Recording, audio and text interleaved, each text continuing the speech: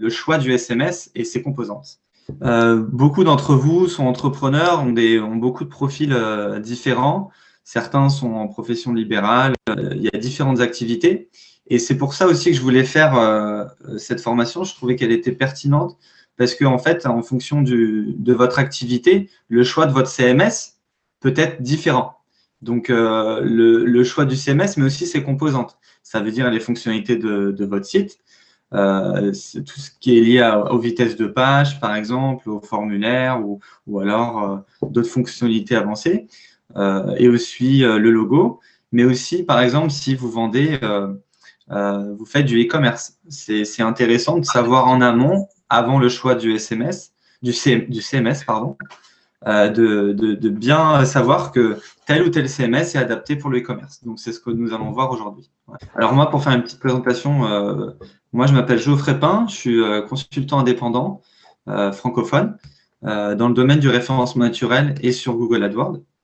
Moi, mon objectif, tout simplement, c'est de remonter en première page et acquérir des clients sur le web au travers du référencement naturel et des campagnes publicitaires sur Google. Voilà.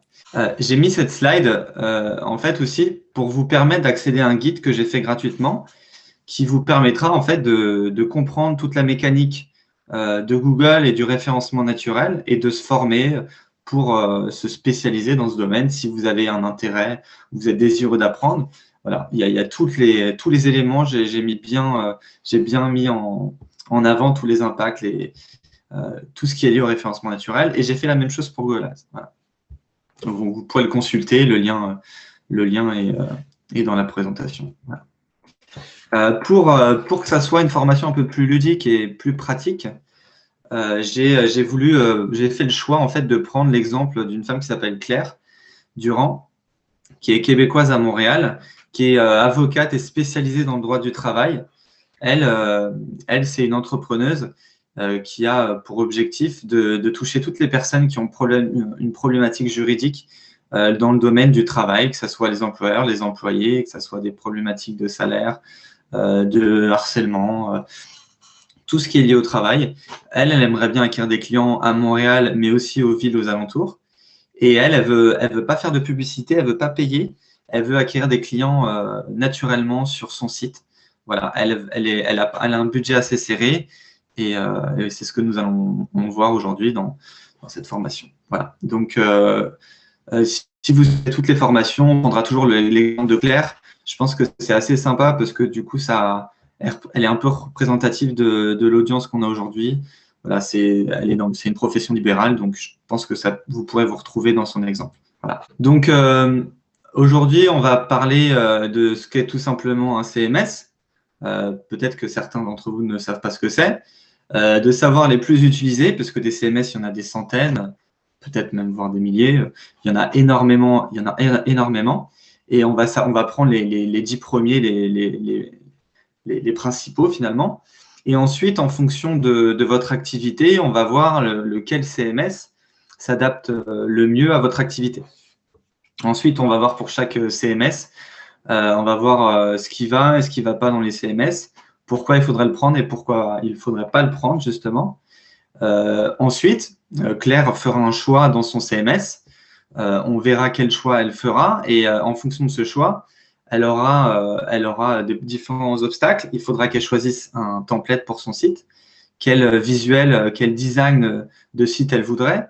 Ensuite, il faudra qu'elle choisisse les couleurs, il faudra qu'elle choisisse la police, tout ce qui est lié à la forme du site internet, donc le choix de la charte graphique. Et ensuite, qu'est-ce qu'elle va ajouter comme fonctionnalité sur son site? Qu'est-ce qu'elle voudra ajouter pour améliorer le site, l'optimiser? Et ensuite, enfin, à ne jamais négliger, c'est le logo, c'est ce qui représentera l'image de votre entreprise. Donc, je vous mettrai plusieurs liens pour avoir un logo simple, pas cher, ou alors un logo assez avancé. Et si vous avez du budget, voilà, je vous ai mis les liens de sites qui pourraient très bien vous aider. Voilà, donc c'est parti. Alors, en tout cas, si vous avez des questions, n'hésitez pas à me le dire. Stéphanie m'enverra un message. Et comme ça me permettra de répondre à vos questions à l'instant T. Ça m'évitera de parler tout seul dans le vide. Donc, Un CMS, c'est quoi? Un CMS, en fait, c'est juste un outil sur Internet qui va vous permettre de gérer votre site, de gérer vos pages, vos articles, tout ce qui est lié au site Internet. Et ben, en fait, ça va juste vous faciliter la tâche. Alors, avant, les CMS n'existaient pas. Il fallait connaître le code HTML. Il fallait avoir des connaissances en informatique pour réaliser la création d'un site Internet. Maintenant, avec les CMS, non seulement les CMS sont de plus en plus faciles à utiliser, mais en plus, vous n'avez plus besoin de connaissances en développement web. Tout le monde peut y accéder et la plupart, enfin, il y en a beaucoup qui sont totalement gratuits. Donc, dans le CMS, la particularité d'un CMS, elle permet en fait de créer, de gérer des pages et des articles. On va voir c'est quoi la différence entre une page et un article. Ensuite, on pourra aussi créer des catégories. C'est le cas lorsqu'on a beaucoup d'articles dans plusieurs thématiques et lorsqu'on veut que l'internaute accède à une thématique précise, on pourra catégoriser votre site pour que ça soit plus simple pour la navigation. Et surtout, ce qui est assez important, c'est ça vous pourrez aussi donner l'autorisation à des personnes d'arriver sur votre site si vous souhaitez juste que cette personne accède en lecture seule sans forcément modifier votre site ou avoir un accès éditeur où si vous payez quelqu'un pour la rédaction, vous pourrez lui donner le lien et hop, il ira sur votre site sans modifier son contenu, mais juste ajouter des articles. C'est assez pratique, pas beaucoup de personnes l'utilisent et c'est vraiment bien. Voilà. Alors, j'ai pris les 10 CMS les plus utilisés par mon expérience et aussi par ce que je connais d'Internet. Moi, j'utilise pour la plupart WordPress comme tout le monde. Et d'ailleurs, c'est ce que la 60% du web, c'est WordPress en fait. C'est des sites qui sont utilisés sur ce CMS. Alors, pourquoi? Parce qu'en fait, il est complet, il s'adapte à tout le monde. Et surtout que ça dure depuis des années, donc il y a une énorme communauté derrière et vous pourrez très facilement créer votre site. Ensuite, il y a Joomla qui le suit d'assez près. Il est beaucoup moins intuitif, mais il est aussi complet que WordPress. Et ensuite, on arrive sur Shopify, qui lui est un CMS spécialisé dans l'e-commerce. Alors, on verra quels sont les avantages et les inconvénients, mais pour moi, en e-commerce, c'est l'un des meilleurs parce qu'il est très bien, il a été très bien conçu. Le service client est de bonne qualité et tout ce qui est lié au e-commerce, la gestion des flux produits, c'est vraiment bien fait. Donc, c'est pour ça que je l'ai mis en troisième. Ensuite, il y a Drupal, qui est un des CMS les plus utilisés pour des sites de grande taille, parce que en fait, les informaticiens, les développeurs aiment beaucoup ce CMS parce que d'un point de vue de code, il est très bien fait, il est facile à sécuriser, il est apprécié en fait des développeurs. Ensuite, il y a Squarespace qui est en train de monter. Lui, c'est un CMS adapté à tout le monde, particulièrement pour ceux qui ne veulent pas plonger dans le code et qui veulent vraiment, qui n'ont aucune connaissance dans le développement web. Il est excessivement simple à faire, à utiliser, pardon, pour créer un site internet, comme Wix d'ailleurs, qui le suit d'assez près, on est sur le même calibre. Et ensuite, après, je vais pas détailler, mais voilà, le Bitrix qui est aussi fait du CRM et de la communication, il fait pas que de la gestion du site. Blogueur essentiellement pour les blogs et Magento et PrestaShop qui font l'e-commerce. Mais on va surtout retenir les 5 premiers en fait, qui seront pour vous peut-être les plus importants et sur lesquels vous devrez faire votre choix. Voilà. Alors, quand vous choisissez votre CMS, par quoi il faut commencer? Étant donné que la majorité, je pense, ne connaissent pas forcément le développement web, il faut tout simplement un CMS qui est facile à utiliser, donc accessible à tous. Si vous n'avez pas de connaissances de développeur, n'allez pas chercher un Drupal où il faut plonger dans le code. Aussi le tarif. Je pense que si vous vous lancez, ce n'est pas nécessaire de payer des sommes astronomiques. On peut très bien commencer par du gratuit et après payer sur des fonctionnalités avancées. Donc, le tarif, c'est super important. Et pour moi, l'un des plus importants quand j'ai commencé, si j'avais cet avis-là, c'est le service client parce qu'il y a certains CMS ou même des fois des hébergeurs où ils ont une communauté, ils ont des personnes pour vous aider si vous avez des questions sur le CMS, la communauté, par exemple, de WordPress, elle est très présente, donc vous aurez toujours des réponses à des questions. Voilà. Ensuite, il y a l'aspect sécurité, bien sûr, qui est important, le SEO aussi, mais la plupart, ils ont du SEO et aussi le point de vue personnalisation. Alors, j'ai mis ce lien. En fait, ce lien, je vais vous montrer de quoi il s'agit. En fait, ce lien, ça va vous permettre de choisir des thèmes et des thèmes qui ont été testés en amont et qui ont un niveau une note en termes de sécurité. Comme ça vous permet d'assurer si, quand vous choisissez votre thème, si ce thème est de bonne qualité ou pas. C'est un site fiable. Donc, si vous choisissez, par exemple, ce thème-là sur WordPress, au moins, vous êtes sûr que ce thème-là, d'un point de vue sécurité, il est assez bien. Moi, j'irais au-dessus à partir de 90. En dessous, vous pouvez très bien l'utiliser, mais au moins, on est sûr. En tout cas, si c'est un critère important pour vous, la sécurité, j'ai mis ce lien-là parce que ça va vous permettre de regarder tous les thèmes qui sont sécurisés. Voilà. C'est pas forcément connu, mais c'est très utile quand vous choisissez des thèmes. Voilà. Alors, ensuite, lequel choisir? On va rentrer dans le vif du sujet. Alors, j'ai mis 3 catégories. Les personnes qui vendent des produits en ligne, qui font du e-commerce.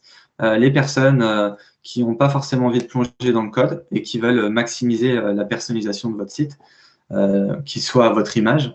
Et ensuite, les sites où vous avez l'ambition, par exemple, d'aller à l'international. Donc, ensuite, il y a les sites qui sont de grande taille, que j'appelle, qui ont beaucoup de pages et sur lesquels vous voulez être sûr de sécuriser votre site, de protéger votre site parce que vous avez une base de données conséquente et parce que vous voulez être sûr de ne pas vous faire hacker un jour ou l'autre. Voilà. Donc ça, j'y reviendrai après, mais je pense qu'on va se situer surtout sur ces 2 catégories aujourd'hui. D'un point de vue e-commerce, pour les personnes qui veulent faire du commerce en ligne, moi, j'ai pris ces 3-là parce que je les connais. WordPress plus WooCommerce. Pourquoi? Parce que WooCommerce, il est gratuit. WordPress, il est gratuit. Et il est très utilisé par les Américains aux États-Unis parce qu'il est simple d'utilisation. On fait une plateforme en ligne assez rapidement et surtout que c'est gratuit en fait. Donc, Shopify, OK, c'est pour moi le meilleur, on va dire, en e-commerce. Après, ça reste mon avis personnel parce qu'il y a un service client, parce que les fonctionnalités sont très faciles à télécharger. WooCommerce, il faut quand même essayer de comprendre la mécanique, mais c'est très abordable et c'est très facile. Shopify, il y a quand même un coût. C'est pour ça que je l'ai mis en 2e. Sinon, je l'aurais mis en 1er. Il faudra payer tous les mois une somme. Mais sinon, à côté de ça, si vous voulez être sûr de faire un e-commerce pour vous lancer, par exemple, je pense que ce qui est le mieux, c'est Shopify pour vous lancer. Ensuite, si vous commencez à avoir des ventes, je vous conseillerais plutôt d'aller sur du WordPress ou sur du PrestaShop. PrestaShop, c'est du WordPress, mais vraiment adapté pour les e-commerce. Donc là, il faudra peut-être aussi connaître un peu le code. Mais si vous voulez vraiment vous lancer sur le e-commerce sur le long terme, en maximisant les coûts, en étant le plus rentable possible, je vous conseillerais plutôt PrestaShop. Voilà. Ou Shopify, mais disons qu'ils vont prendre des commissions et plus un tarif fixe. Voilà. Si vous voulez vraiment que ça soit en gratuit, je vous conseille WordPress plus ou WooCommerce. Voilà. Mais il faudra quand même plonger des fois la main dans le code et essayer de comprendre. Ensuite, pour Squarespace et e-commerce. Est-ce que Squarespace offre une option e-commerce? Alors oui, Squarespace offre une option e-commerce, mais ce n'est pas du tout adapté pour ça. Et je pense que si vous rentrez dans la personnalisation, ce n'est pas le plus adapté. Après, il propose très bien du e-commerce. Je pense qu'il propose aussi des extensions pour le e-commerce qui doivent être payantes. Mais si je dois vous conseiller dans le e-commerce, j'irai certainement pas sur Squarespace. Je pense qu'il a encore du temps pour se développer, mais c'est vraiment pas un outil adapté pour le e-commerce. Je crois qu'ils ont que 10 thèmes dans l'e-commerce, alors que hors e-commerce, ils en ont plein. Donc, c'est vraiment pas un axe sur lequel ils se sont concentrés. Et si vraiment vous voulez une boutique en ligne sur le long terme, je pense que vous serez limité avec Squarespace. Voilà. Après, ça reste que mon avis. Mais pour en avoir fait des e-commerce et avoir travaillé sur des e-commerce, on a surtout utilisé PrestaShop, Shopify. Et personnellement, moi, j'aime bien WooCommerce parce que c'est super simple et c'est gratuit. Et ton expérience, c'est une question de Joanne, de ton expérience, pourquoi, enfin, quelles sont les raisons principales qui font qu'on switch de Shopify à une autre plateforme? Shopify, par exemple, si tu commences à avoir des ventes, tu commences à avoir des ventes assez récurrentes. Le problème de Shopify, c'est que déjà, tu payes la plateforme pour l'utilisation de la plateforme et tu payes aussi, ils prennent une commission à chaque fois. Là où PrestaShop, WordPress par exemple ou WooCommerce, là c'est gratuit. Je me plongerai encore dans WordPress parce que WordPress, il y a plein de thèmes qui sont très faciles. On a juste à aller taper plombier si on est plombier, télécharger le thème et on a déjà juste à remplir les cases. Donc c'est vraiment simple. Et même si vous voulez aller vraiment assez loin dans la personnalisation, vous pouvez aller rentrer dans le code ou aller demander un développeur très facilement d'accéder à votre site, comme je vous ai dit tout à l'heure en tant qu'éditeur ou admin, et hop, il changera le code, c'est assez rapide. Là où je ne l'ai pas mis Squarespace en premier, parce que Squarespace, en fait, il est vraiment adapté pour les profanes, ceux qui n'ont aucune connaissance et qui ne veulent pas du tout plonger là-dedans. Et quand on commence à aller dans la personnalisation avancée, vous voulez vraiment toucher au site pour qu'il soit vraiment à votre image, là, il faudra payer la plateforme Squarespace pour passer par un développeur et c'est assez cher.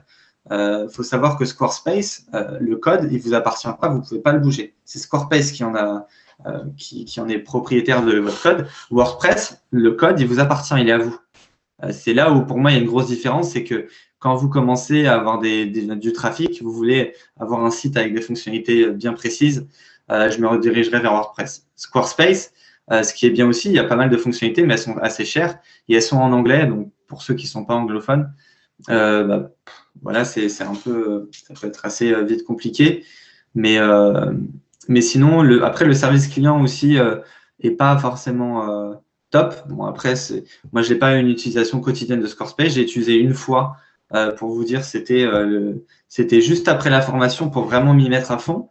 Et c'est assez en 1 heure, j'ai fait le site internet. Par contre, quand j'ai voulu ajouter des fonctionnalités avancées, ça commence à être cher. Quand tu veux plonger la main dans le code, là, il faut payer assez cher, il faut payer un développeur. Non, non. Webflow, moi, je le mettrais au même niveau que Squarespace, peut-être même un peu mieux pour l'avoir utilisé. Webflow, c'est comme Squarespace, vous ne pouvez pas trop utiliser le code. Mais c'est un peu plus personnalisé que Squarespace dans le sens où on peut vraiment avoir un site comme on veut, à notre image. On n'est pas bloqué et on peut vraiment avoir un site assez avancé. Moi, j'ai un client qui est sur Webflow et ce qui est très bien aussi avec Webflow, c'est que le site est très rapide. Il se charge en 2 secondes et c'est ce qu'on attend d'un site internet, qu'il soit rapide. Donc des fois sur WordPress, on peut avoir des thèmes qui font ramer le site internet et qui prennent 6 secondes. Voilà. Là, Webflow, on est sûr d'avoir un site rapide. Ah, ensuite, je ne vais pas m'attarder sur ces 2 sites, mais Drupal, c'est un site qui est très bien pour le sécuriser, un site de grande taille avec des milliers de pages. Mais par contre, si vous voulez, c'est pas du tout intuitif pour ceux qui connaissent pas le code. Faut vraiment connaître le code pour l'avoir utilisé quand j'étais en tant que salarié il y a 5 ans. Au début, j'ai vraiment pris du temps à le prendre en main. Et HubSpot, ce qui est bien aussi, c'est que vous pouvez faire autre chose que gérer votre site internet. Vous pouvez gérer les newsletters, vous pouvez faire de la communication. C'est un CRM en fait. Vous pouvez gérer votre base de données. Bon, après, les coûts sont assez chers, mais je ne vais pas m'attarder dessus. Je pense que là, on va rester surtout sur ces 2 catégories-là. Tu peux nous dire ce que tu penses de Wix parce qu'il y a pas mal de gens qui l'utilisent. Wix, en fait, c'est comme Squarespace, je pense. C'est la même chose, sauf que je le recommande pas trop parce que d'un point de vue SEO, c'est pas le plus aimé de la communauté. Mais sinon, je pense que c'est au même niveau que Squarespace et Webflow. D'un point de vue fonctionnalité, je ne connais pas assez bien Wix pour vraiment donner un avis précis, mais on se situe quand même sur Webflow et Squarespace. C'est un site où on n'a pas besoin de coder, c'est assez facile. Et voilà. Mais je mettrai quand même ces deux-là parce qu'ils commencent à être plus utilisés que Wix. Et Webflow, pour l'avoir utilisé plusieurs fois, il est vraiment il est vraiment précis, il est rapide, vraiment il est bien quoi, Webflow. Mais Wix, non, je ne peux pas donner de conseils précis sur Wix, quoi. On se situe dans, c'est du même acabit, hein, Wix, Squarespace et Webflow.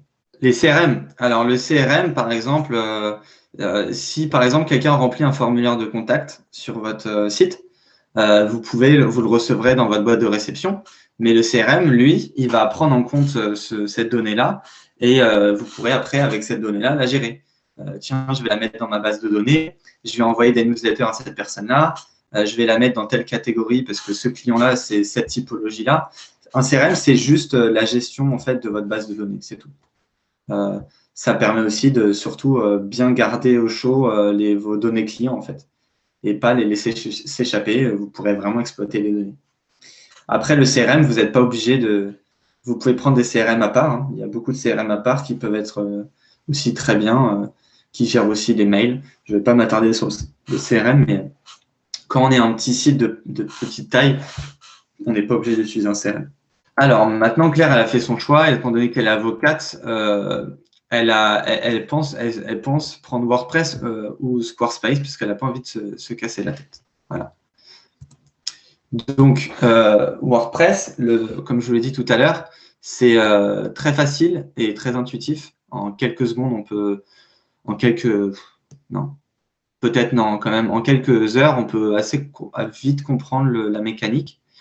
C'est pas cher pour installer. Ça nécessite peu de connaissances en code. Je dis peu parce que si vous voulez rentrer dans le code HTML, vous pouvez. Donc, le code vous appartient, vous en faites ce que vous voulez. Donc, il y a quand même un peu de code si vous voulez vraiment personnaliser, mais sinon, vous n'avez pas besoin de toucher au code. Des extensions, c'est ce qui va donner un peu un petit plus à votre site, ce qui va vous donner des fonctionnalités avancées. Vous pouvez très bien faire des sites qui sont vraiment de qualité sans toucher au code avec des extensions. Et surtout, le code vous appartient. Le problème de WordPress, le plus gros problème, je l'ai mis en deuxième, mais j'aurais dû le mettre en premier, c'est les failles de sécurité. En fait, WordPress, par les informaticiens, c'est connu comme, enfin les ingénieurs ou les personnes qui sont dans le réseau informatique, ils savent très bien que c'est très facile d'hacker un WordPress parce qu'on peut passer par des extensions et à travers l'extension, on peut rentrer dans le site et le hacker. Voilà. Bon, après, c'est le cas sur beaucoup de sites, mais WordPress, c'est quand même connu pour ça. Il y a beaucoup de templates aussi quand on achète et qu'on commence à bien les utiliser. Ils vont nous demander de payer, mais ça, de toute façon, la majorité des sites le demandent aussi. Mais je suis quand même obligé de le mettre pour que vous le sachiez. Et ensuite, oui, quand le site est de grande taille, quand vous commencez à avoir des centaines et des milliers de pages, là, il commence à être limité, les performances sont réduites puisque votre site peut laguer. Voilà. Quand on commence à avoir un site de grande taille, il faudrait peut-être utiliser un autre CMS. Mais quand je dis grande taille, c'est des centaines et peut-être des milliers de pages. Donc, c'est peut-être pas votre cas actuellement. Je reviens sur Squarespace parce qu'il est beaucoup utilisé. On en a parlé la semaine dernière, donc j'ai fait un focus dessus aussi. C'est la même chose que WordPress, c'est même beaucoup plus intuitif, je dirais, parce que ceux qui ont créé la plateforme se sont vraiment cassés la tête pour faire quelque chose qui s'adapte à tout le monde. Il n'y a aucune connaissance de code, c'est juste du glisser et déposer. On prend un carré, on le met à gauche, à droite, on le met où on veut sur le site. Voilà, la prise en main est rapide. Et les templates sont assez bien faits pour avoir regardé tous les templates, enfin pas tous, mais dans beaucoup de catégories. Franchement, ils sont assez bien faits, ils sont de bonne qualité, ils ont un rendu assez professionnel. Les points négatifs que j'avais notés, c'est que les extensions, elles ne sont pas en anglais, elles sont en français encore. Les fonctionnalités sont chères. Comme je vous ai dit, si vous voulez rentrer dans le code, la partie service expert qui est assez chère. Et du coup, vous ne pouvez pas faire ce que vous voulez avec votre site. C'est ça qui est dommage. C'est quand même votre site. Et aussi, si vous voulez utiliser la fonction mail, elle est assez chère pour vraiment utiliser au bout du bout votre site. Et voilà. Je trouve que la fonctionnalité mail est assez chère si je compare aux autres. Ensuite, c'est pas adapté pour le e-commerce, comme je disais. Vous pouvez très bien faire du e-commerce dessus, mais pour les commerçants en ligne, ça sera pas le plus adapté. C'est pas connu pour ça. Après, peut-être que ils peuvent s'améliorer à l'avenir, mais pour l'instant, ça sera de loin celui qui va pas être utilisé pour le e-commerce, ça c'est sûr. L'abonnement, il y a un abonnement annuel qui est un peu plus cher que les autres. C'est pour ça aussi que je l'ai mis dans le point négatif, parce que le tarif, c'est à prendre en compte quand vous avez un site qui date, qui va durer sur le long terme 5-10 ans. C'est quand même intéressant de prendre en compte l'abonnement. Là, WordPress est gratuit. Il faudra juste prendre en compte les coûts de l'hébergement. Le service client qui est connu pour pas forcément être top. Alors moi, j'ai pas forcément connu ça, mais je sais que c'est les critiques qui reviennent souvent sur Squarespace. Et il y a une petite faute. Et aussi, si vous voulez, comme je vous l'ai dit tout à l'heure, rentrer dans le code, personnaliser à fond votre site, le code ne vous appartient pas. Et du coup, c'est inaccessible. Il faudra passer par la partie service expert. Sur Shopify, j'en ai parlé parce que c'est pour les e-commerçants. C'est pour moi l'un des meilleurs. Facile à utiliser, encore une fois, pas besoin de code, la prise en main elle est rapide. Et c'est un bon début si vous le lancez dans le e-commerce pour toucher au e-commerce. Parce que vous n'avez pas besoin de code et en 2 jours, vous avez une plateforme, un site déjà publié, prêt à être lancé. Le problème de Shopify, c'est que les commissions sont assez élevées et ça peut revenir assez cher. 29 € par mois minimum, donc c'est quand même, dès le premier mois, si vous n'arrivez pas à faire de vente, déjà, ça peut atteindre vite. Et là, c'est le minimum. Et aussi, alors pour ceux qui ne connaissent pas le dropshipping, le e-commerce, le Shopify est beaucoup utilisé pour ce qu'on appelle le dropshipping. Et le problème, c'est que sur Shopify, c'est beaucoup utilisé pour faire du dropshipping. Donc, on a une mauvaise image. Et ceux qui arrivent sur la plateforme et qui connaissent bien le e-commerce, ils savent qu'en général, c'est du dropshipping et ils ne voudront pas passer par la plateforme. Voilà. Donc, ça entache beaucoup l'image de Shopify. Et je voulais quand même le noter. Et encore une fois, le code du site, il est inaccessible. Voilà. Première question, donc il y a Sylvie qui est abonnée à WP Engine. Est-ce que ça vaut la peine? J'ai pas entendu le quoi? Elle est abonnée à WP Engine, elle trouve que c'est cher et elle demande si ça vaut la peine. C'est quoi WP? C'est WordPress, ça veut dire, c'est ça? Ouais, WordPress. Le hosting de WordPress. D'accord. Si ça vaut, en fait, sa question, c'est si ça vaut le coup de rester sur WordPress, mais du coup, WordPress, je comprends pas parce que c'est pas payant en fait. Je sais pas, Sylvie, si vous pouvez peut-être prendre le micro et nous expliquer. Ouais. Je suis abonnée, on m'a abonné à WP Engine. Et WP Engine, il passe à travers mon site et puis ils mettent à jour tous les plugins et puis c'est tous des trucs pour s'assurer que le site n'ait pas de problème et ça me coûte très cher. D'accord. WP Engine. C'est ça. Alors. C'est ça, exactement. Ok. Alors là. Gérer. Ah oui, c'est d'accord. C'est ça. C'est un hébergement en fait. C'est là où vous avez acheté votre nom de domaine. Je sais. Enfin, moi, j'ai jamais utilisé ça. Hosting platform for business de toute taille. Parce que ça me coûte presque 2000 $ par année. Voilà, non. Oui, c'est extrêmement cher. Après, tout dépend de ce qu'ils proposent. Hein. J'ose pas l'enlever parce que je connais pas assez. D'accord. Ah non, la bande passante. Ah oui, non, c'est un hébergement. Vous pouvez utiliser plusieurs sites. Alors, ça vous coûte 2000 $.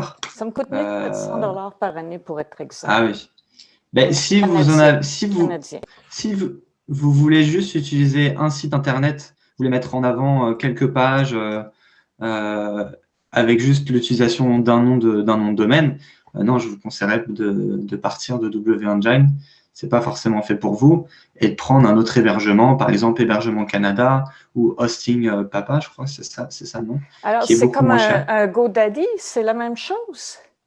Oui, c'est la même chose. C'est l'un des hébergeurs les plus populaires au Canada et l'un des moins chers.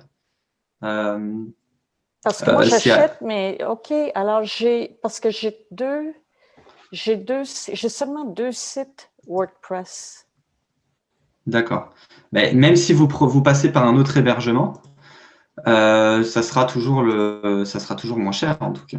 Donc, Alors, comment je peux changer ça? Là, je m'excuse, ma dernière question, j'engage quelqu'un qui me le déménage? Oui, bah, en fait, il faut quand même placer votre nom de domaine dans l'hébergement. Il faut quand même toutes les pages de votre site. Bon, après, si c'est sur WordPress, ça sera bon, mais il faut quand même informer votre nouvel hébergement que vous voulez mettre votre nom de domaine dans le nouvel hébergement. Ça, vous pouvez très bien demander au service client par exemple, si vous choisissez Hébergement Canada ou Hosting Papa, ou alors passer par quelqu'un qui vous le fait, qui vous déménage tout, et vous aurez juste à payer 150 $ à l'année. Ouais, c'est ça, ça doit être quelque chose comme ça, 150 $ à l'année. Vous n'aurez pas à payer aussi cher. Bon, ben, je viens d'économiser beaucoup d'argent. Merci beaucoup, Geoffrey. De rien. Après, peut-être que je me trompe, mais non, c'est pas possible de payer 2000 $ si vous utilisez 2 sites avec quelques pages. Si c'est pas plus de 1000 pages, peut-être oui, il faudrait avoir un autre type d'hébergement, mais même 1000 pages, non, ça suffit de passer par Hébergement Canada ou Hosting Papa. On n'a pas besoin de payer 2000 $. Tu as une question de Johan. C'est quoi la différence entre Joomla et WordPress? Alors, Joomla et WordPress, c'est la même chose, c'est 2 CMS qui proposent la même chose, sauf que Joomla, bah, c'est un tout petit peu moins intuitif. Il n'y a pas vraiment de différence. Il propose beaucoup d'extensions. La différence aussi, c'est que WordPress, la communauté est bien plus grande. Donc, si tu as un problème sur Joomla, bah, par exemple, tu auras peut-être du mal à trouver réponse à ton problème. Alors, sur WordPress, tu as énormément de personnes qui ont déjà répondu à ta problématique. Donc, sinon, il n'y a pas grand-chose qui change. C'est un tout petit peu moins intuitif. Voilà. J'ai utilisé une fois Joomla. J'ai mis un tout petit peu plus de temps à comprendre, mais sinon, Joomla, c'est tout aussi bien. Et une dernière question, est-ce vrai que si on arrête l'abonnement sur Squarespace, on perd toutes les données de notre site, alors que sur WordPress, on garde les données de notre site? Si vous arrêtez sur Squarespace, votre abonnement, oui, vous perdrez votre site. Si vous voulez passer de Squarespace à WordPress, même ça, il faudra faire du copier-coller. Je ne suis même pas sûr qu'on puisse exporter la base de données WordPress. Je pense qu'il faudra même faire du copier-coller sur votre site WordPress. Après, WordPress, ce n'est pas un hébergement, c'est un CMS. Squarespace fait les deux. Squarespace fait de l'hébergement et du CMS, donc ce n'est pas pareil. Sur WordPress, si vous pouvez l'utiliser autant que vous voulez, mais ça dépendra de votre hébergement. Si vous n'avez pas renouvelé votre hébergement web et votre hébergement de nom de domaine, votre site il sera plus en ligne, mais vous pourrez toujours accéder à la base de données. Il faudra faire une sauvegarde quand même avant, mais de toute façon, vous ne le perdrez pas. Sur Squarespace, si vous arrêtez votre abonnement, vous ne pourrez plus accéder. Votre site sera plus publié. Je pense que il y aura toujours un moyen de récupérer la base de données avec le service client, mais il faut pas confondre entre CMS et hébergement web. Donc maintenant, on va passer au choix du CMS. Donc Claire, elle a choisi WordPress. Elle a fait le plus compliqué. Elle a réussi à trouver le CMS qu'il lui faut. Maintenant, une fois qu'elle a choisi WordPress, là, on va rentrer dans la pratique et beaucoup moins théorique. Là, maintenant qu'on a choisi WordPress, il faudra choisir le template, les extensions. Les extensions, c'est les fonctionnalités du site. Comment on fait pour la vitesse du site, comment on fait pour sécuriser et comment aussi le choix du logo, comment je fais, le choix de la charte graphique et les sites multilingues. Ça, c'est plus en bonus. Mais sinon, je vais quand même y passer. Alors, je vais aller directement sur un CMS pour vous montrer comment on choisit les templates. Alors, elle a choisi WordPress. Donc, sur votre hébergement, normalement, on vous a donné le lien pour accéder à votre site et accéder à WordPress. Alors, je pense que je l'avais mis là pour que ça soit plus vite. Donc, une fois que vous êtes connecté, le lien de connexion, c'est celui-là. Vous avez le nom de votre site, .com/admin/. Une fois que vous arrivez dessus, votre hébergement web vous a transmis par mail ou alors demandé au service client, vous a transmis l'identifiant et le mot de passe. Voilà. Une fois que vous avez fait ça, vous arrivez ici. Donc, je vais vous présenter un petit peu rapidement le CMS. Je rentrerai vraiment dans le vif du sujet à la prochaine formation. Donc, en gros, ça, c'est le tableau de bord. J'ai une vue d'ensemble de tout ce que je peux voir dans le CMS, tout ce qu'il peut faire. Enfin, pas tout ce qu'il peut, si tout ce qu'il peut faire. Je peux écrire mes articles, je peux gérer mes budgets, mais c'est rarement ici qu'on va aller gérer son site internet. C'est surtout sur la partie de gauche.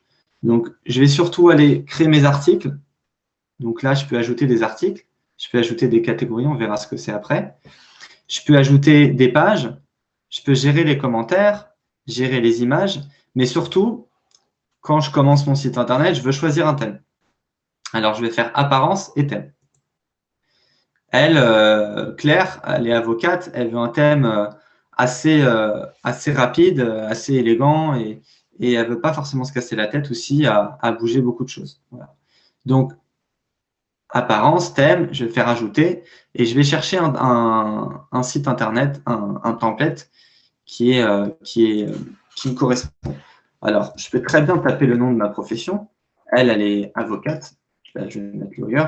Donc, il y en a qui se proposent là. Mais pour en avoir fait beaucoup, je vais aller passer directement sur ce que je connais, en fait. Donc, moi, je vais vous proposer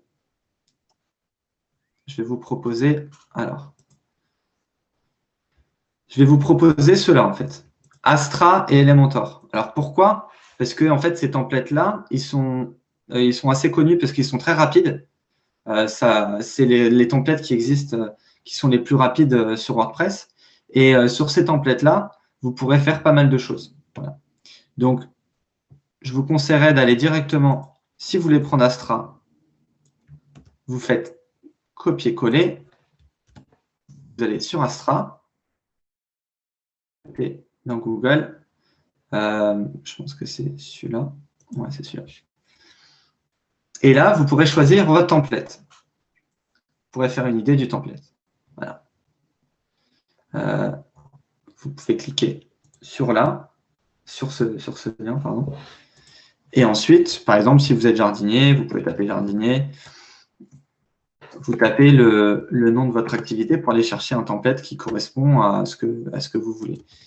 Je vais encore faire pareil pour le choix de Claire. Elle, dans le domaine des avocats. Et là, il y en a 3 qui sont proposés. Voilà. Donc, vous n'avez qu'à choisir. Et vous allez avoir un petit aperçu de à quoi ressemblerait le site si vous l'utilisez. Donc, c'est quand même Astra qui est gratuit. C'est quand même gratuitement. Là, on a un site quand même qui est assez beau visuellement. Voilà. Comme ça vous permet de savoir sur Astra ce qu'on peut faire, quel type de template on va. Donc là, imaginons que je veux prendre celui-là. J'enlève tout. Je retourne sur WordPress, apparence, thème, ajouter, et je vais cliquer sur Astra. Voilà. Je clique sur Astra et je vais faire installer. Donc là, vous voyez que c'est assez simple. Je suis allé sur Astra, je l'ai juste fait installer, je vais activer. Et là, maintenant, il s'active tout seul. Et j'ai bien mon template qui a été activé et qui est sur mon site. Moi, j'ai acheté service-québec.ca, c'est juste un exemple. Mais déjà, il s'est mis automatiquement, Service au Québec, j'ai déjà mes liens qui sont là. Voilà. Ça s'est fait automatiquement, mais ça va bouger quand vous créerez des pages, le menu, etc. Ensuite, une fois que j'ai choisi mon template, maintenant, alors soit je peux aller avant de faire mes extensions, je vais surtout aller dans la partie personnalisation. Je vais personnaliser le site.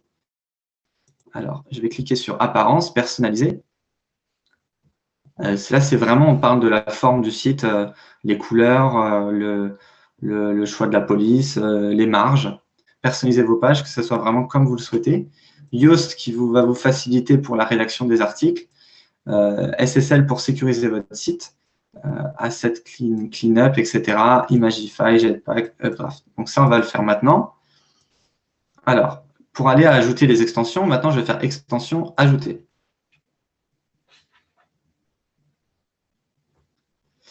Alors, soit vous pouvez cliquer là, ou alors, des fois, c'est plus simple. De toute façon, vous allez dans Populaire et vous avez toutes les extensions qui sont les plus téléchargées et en général, qui sont les indispensables. Voilà. Contact Form pour les formulaires. Je fais installer et activer. Voilà. Je refais ajouter dans l'extension. Je peux prendre Accus. Voilà, mais je vais prendre plutôt Jetpack. Ça, Jetpack, c'est surtout pour la gestion des commentaires. Si vous aussi, vous voulez ajouter des formulaires de contact et pour éviter les hackings aussi. Pour sauvegarder, mais c'est celui que j'utilise pour sauvegarder pour faire un backup de votre site. Au cas où, si votre site est hacké, il vous fait une sauvegarde. Là, j'ajoute toutes les extensions qu'il me faut pour mon site. Voilà. Alors, Imagify. Imagify pour les images, pour améliorer, optimiser les images, qu'elles soient moins lourdes et que le site charge plus rapidement. Toutes les extensions, je les ai mises dans le PowerPoint, ici. Donc, vous avez juste à les reprendre. Voilà, je vais faire activer aussi.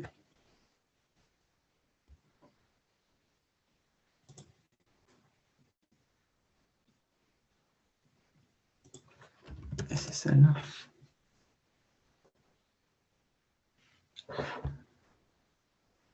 Voilà, installer maintenant. Ça, c'est pour que le site soit en HTTPS. Voilà. Asset Cleanup, ça, c'est pour la vitesse du site. Voilà.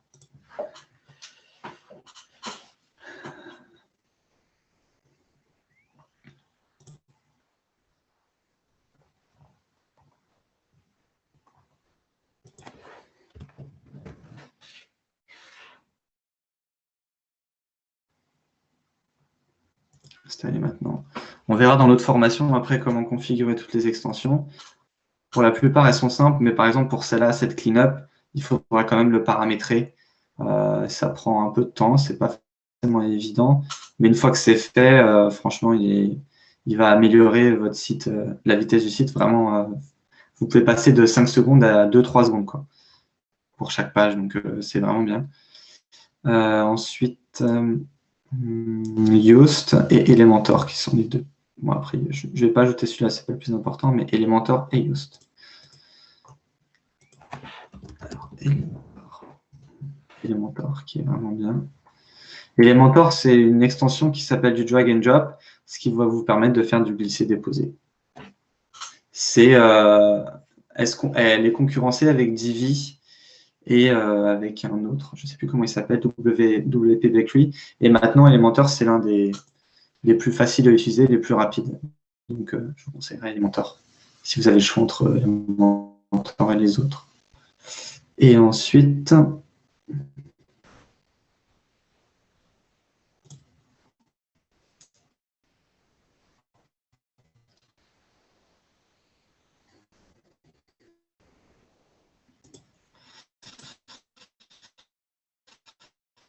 toutes les extensions là, elles sont vraiment gratuites. Hein.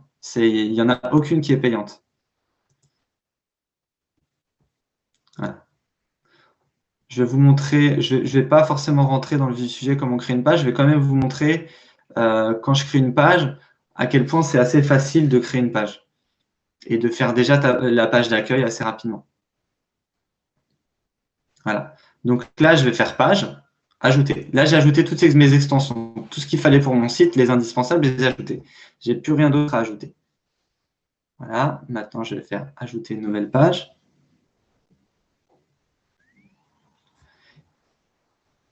Là, maintenant, je peux...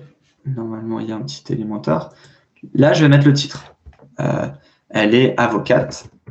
Je vais mettre avocat parce que la plupart des personnes tapent avocat et pas avocate. Avocate, droit du travail à Montréal. Voilà, c'est le titre de son site. Il faut bien penser, comme j'avais dit la semaine précédente, quand vous faites votre titre, il faut mettre le mot-clé sur lequel on veut arriver sur votre page. Si je mets Claire Durand je suis avocate, vous allez vous référencer sur je suis avocate, ce qui est pas forcément pertinent pour vous. Et le but, c'est vraiment de mettre des mots-clés qui vont être tapés par votre cible, en fait. Votre cible va essayer de taper avocat de droit du travail à Montréal. Il va pas taper avocat spécialisé, avocat droit du travail. Il va pas juste taper ça. Parce que là, il voudra juste des informations sur une avocate en droit du travail. Là, il faudra vraiment mettre avocat droit du travail à Montréal. Comme ça, les personnes qui tapent ça, on est sûr que, en fait, on veut tomber sur une avocate, une profession libérale. Donc, je peux très bien écrire mon article ici. Je suis avocate, mais le problème, c'est que la page ne va pas être très belle. J'aurai beaucoup de contenu, c'est pas très beau, c'est pas le plus beau. Alors, moi, ce que je peux faire, c'est je publie juste pour avoir le titre. Ce que je peux faire, là, je fais modifier avec Elementor. C'est l'extension qui m'a permis d'avoir ce petit bouton là, modifier avec Elementor. Et là, hop, la page se charge et je pourrais modifier la page de façon beaucoup plus design. Il va me proposer plein de petites choses. Là, j'aurais juste à faire le titre, glisser, déposer.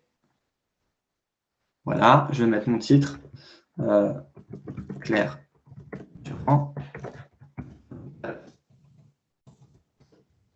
Du travail. Ensuite, je vais mettre, je sais pas, je vais mettre 3 colonnes. À chaque fois, il faudra cliquer sur le plus. Je peux mettre une image là. Je vais choisir, bon là, j'ai pas d'image, mais je peux mettre par exemple 3 images comme ça. Voilà. C'est beaucoup plus élégant et plus épuré qu'avoir juste du texte. Là, je vais remettre un petit paragraphe là. Voilà. Je vais mettre. C'est vraiment glisser-déposer. Qu'est-ce que je veux là-dedans? J'ai bien envie de mettre des. Je sais pas, Google Maps, tiens. Hop. Comme ça, on voit tout de suite, quand on arrive sur mon site, on voit tout de suite mon adresse. Je vais mettre 24 rue Saint-Henri. C'est là où j'étais. Et hop, il va mettre la rue à Montréal. Bon. Voilà. Voilà. 100 $ à l'année, c'est pour 3 sites. Sur un seul site, c'est 49 $. Ouais. Et là, on a tous les templates et toutes les extensions disponibles ou les extensions ça va être en plus? Non, on aura tout. On aura les extensions. Ouais, c'est ça, on aura tout. Là, si je paye 49 $ à l'année, j'ai accès à ça. Ok. Et ça inclut, donc après, il y a le nom de domaine. Et est-ce que ça, il y a le template qu'on va payer plus le 49 ou c'est le template qui inclut ces options? Ouais, c'est une fois qu'on a 49 $, il y a le template plus les extensions. Voilà, c'est là, c'est marqué là. Ok, merci. Voilà. Et ce qui est bien aussi, c'est que quand on crée une page, on n'a pas envie de tout faire. Là, je crois qu'il y a ces templates là. Là, c'est là. Là, en fait, ils vont nous proposer des modèles de page et genre, on aura déjà la page toute faite. On n'aura pas ajouté plus, etc. La page, elle sera déjà toute faite. Donc, au final, on peut quand même s'en sortir. Si je paie, par exemple, 49 $ à l'année, plus l'hébergement web et le nom de domaine, ça va me coûter 120 $ plus 50. Au final, on s'en sort en dessous de 200 $. On s'en sort avec un site qui est assez performant et avec juste 200 $ par an, quoi. Donc, et avec des fonctionnalités quand même assez avancées. On peut faire pas mal de choses avec Elementor. Je peux rajouter aussi les formulaires en bas. Là, si je fais clic, je peux faire. Bon, c'est pas grave. Normalement, on ajoute un bout de code ici. Là, ici. Et hop. Et après, on peut rajouter un formulaire. On peut faire vraiment tout ce qu'on veut sur Elementor, c'est vraiment bien. Et là où Squarespace, ça sera un peu plus cher, quoi, tous les mois. Donc, et en général, pour tout ce qui est ces petits formulaires de contact, imaginons vous utilisez HubSpot. vous avez toute une section sur le site de HubSpot qui vous permet de configurer le formulaire de contact et de copier-coller le petit bout de code que vous mettrez sur votre site WordPress. Ça, c'est si vraiment, là, on rentre un peu plus dans la personnalisation, comme disait Stéphanie, et c'est là où on rajoutera des bouts de code pour permettre de faire afficher le formulaire ou faire afficher une vidéo en MP4. Ou... Là, c'est vraiment, par exemple, sur Squarespace, je pense qu'on ne pourra pas faire ça. On ne pourra pas coller du code pour ajouter une vidéo spécifique. Après, peut-être qu'on peut le faire, mais quand on est un peu plus dans l'avancée, c'est là où WordPress est assez bien pour ça. Donc, je pense que j'ai fait le tour au niveau de la création des pages. Si vous avez des questions pour la création de la page, ou... là déjà c'est ma page d'accueil. Bon, elle s'est pas chargée. Il y a une question de Jean-François par rapport à Elementor. Je suis pas sûre de la réponse. Si on arrête de payer Elementor, est-ce que toutes les options payantes sont enlevées de notre site? Je sais pas s'il y a un délai pour Elementor. Ah bah ça c'est une bonne question. Oui, je pense qu'elles vont être enlevées. Moi, j'ai jamais fait ça. Mais oui, je pense qu'elles vont être enlevées parce que vous ne pouvez pas prendre après enlever l'abonnement. Non, ils seront obligés de l'enlever. Peut-être qu'ils vont vous donner un délai, mais je pense qu'il faudra les enlever. Après, peut-être que je me trompe. J'ai pas eu encore ce cas de figure. J'imagine qu'il faut les enlever, mais je ne sais pas s'il y avait un délai. Bah, je pense que déjà, sans la version pro, la version gratuite, vous pouvez déjà faire pas mal de choses. La majorité des sites possèdent du contenu, des formulaires de contact, des vidéos et ça, vous pouvez le faire en gratuit. Est-ce que vous en avez vraiment besoin d'ajouter toutes les fonctionnalités en plus? Je suis pas sûr que c'est essentiel pour tout le monde. La navigation menu, ça on peut, c'est pas forcément le login si vous voulez une partie pour les utilisateurs qui puissent se loguer. Galerie, ça on peut l'avoir sans ça. On n'a pas besoin de passer par la pro. Forme, c'est vraiment des contacts, des formulaires de contact vraiment personnalisés. Bouton partager, ça on peut l'avoir aussi différemment. On n'est pas obligé de passer par Elementor. Non, forcément. Ça, par exemple, là, c'est aussi gratuit. Les icônes des réseaux sociaux, voilà, je les ai là. Il y a vraiment de quoi faire sur Elementor. Je ne suis pas sûr qu'on ait besoin de payer. Par exemple, les encres du menu, si on clique là, et comme ça fait arriver tout de suite en bas dans la page. On peut faire des accordéons. Moi, je ne suis pas fan des accordéons, mais c'est assez beau. Voilà, ça donne un beau petit rendu. Déjà, ma page d'accueil ressemble à quelque chose quand même. Si je rajoute une vidéo là, c'est un accordéon, c'est ça. Je ne voulais pas rentrer dans ça parce que ça fera l'objet de la formation d'après, mais déjà, là, j'ai choisi mon template, mes extensions. Maintenant, j'ai plus qu'à créer les pages. Je voulais revenir un peu sur...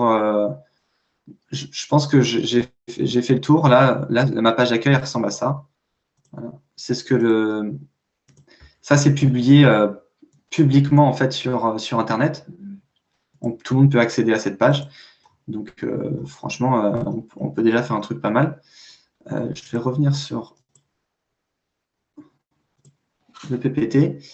Il y a aussi ce dont on n'a pas parlé, c'est la gestion des pages et des articles. La différence entre les articles et les pages, elle est quand même importante à savoir. C'est que les articles, c'est là où vous allez mettre des informations sur l'actualité, où le contenu, il est valable aujourd'hui, il ne sera pas valable demain, parce que les actualités changent. C'est du contenu, ce qu'on appelle chaud. Et surtout que sur les catégories, vous pourrez ajouter, sur les articles, vous pourrez ajouter des catégories. Là où les pages, c'est différent, il faut vous mettre en tête que quand vous créez des pages, et vous allez créer du contenu froid, ça veut dire que le contenu ne changera pas dans le temps. C'est plutôt du contenu où vous proposez des services.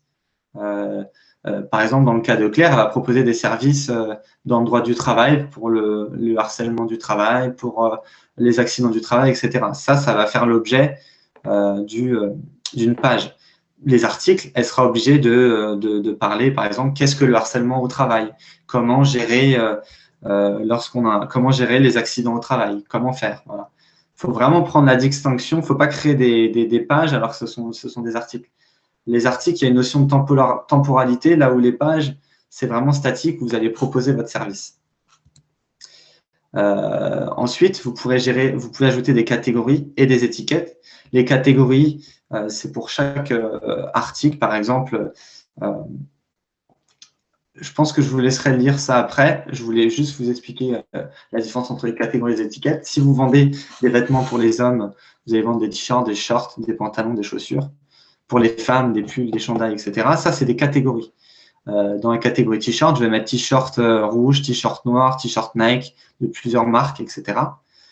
Et là, entre toutes ces catégories, je peux aussi créer des étiquettes. Donc, ça veut dire que je vais aussi hiérarchiser mon contenu d'une autre manière. Là, par exemple, sur la catégorie vêtements hommes, j'ai 4 sous-catégories. Mais je peux créer des étiquettes, par exemple, l'étiquette sport, casual, professionnel. Sport qui peut aussi être des t-shirts de sport, des shorts. Il peut avoir aussi des chaussures de sport. Comme ça, quand je vais cliquer sur l'étiquette sport, je vais avoir par exemple la partie des chaussures, des shorts et des t-shirts. Là où, par exemple, dans les catégories, j'aurais pas pu avoir ça. Voilà. C'est une autre façon aussi d'hiérarchiser votre site et rendre l'expérience un peu plus agréable. Moi, je n'utilise pas trop les étiquettes, c'est plutôt pour les e-commerce qui ont vraiment un inventaire assez fourni et qui veulent améliorer l'expérience navigateur. On va surtout rester sur les catégories. Multilangue, je vais en parler un peu après. Je vais surtout parler du logo. Maintenant, vous voulez créer votre logo. Maintenant que vous avez pris le template, les extensions, vous voulez créer un logo assez simple et épuré. Je l'ai bien mis en gros parce que je vois beaucoup de logos en fait qui sont assez compliqués à comprendre. Il y a des phrases aussi. Les logos, il faut vraiment qu'ils soient le plus simple possible. Il faut qu'en quelques secondes, ils soient mémorisables et il ne faut pas rester dans l'extravagant. Un logo, c'est toujours simple.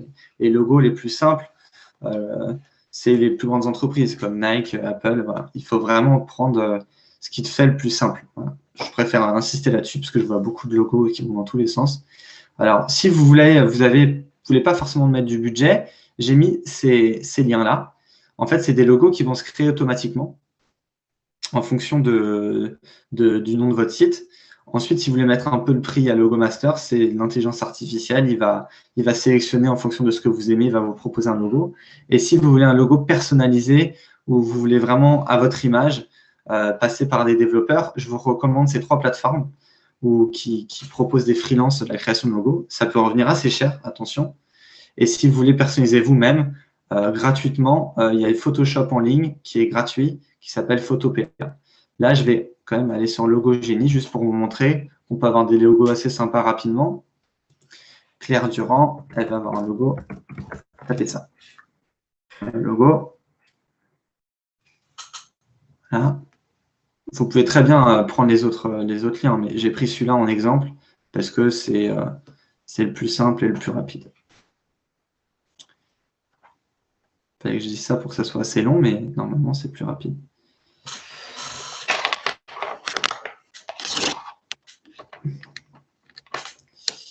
Alors, là, je vais taper avocat.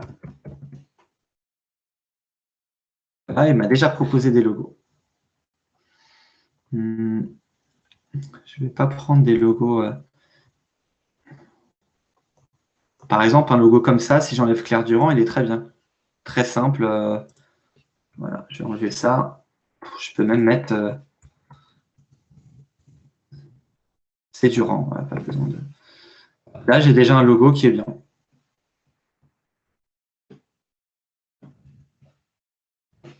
Voilà. Je vais le placer, mais il ne veut pas. Je vais valider. Là, je peux l'avoir.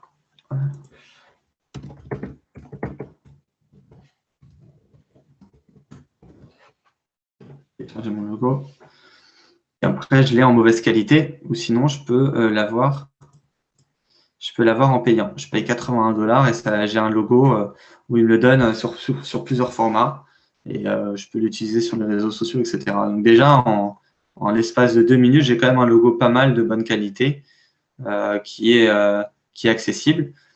Sur les autres liens, sur celui-là, Free Logo Design, il est complètement gratuit. Par contre, il ne va pas forcément être de super qualité.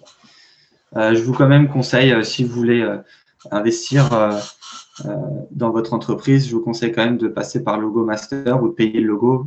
Il faut quand même que vous ayez un logo que vous pouvez utiliser sur vos flyers, sur vos emails en plusieurs formats. Donc, c'est quand même bien d'avoir un logo de bonne qualité.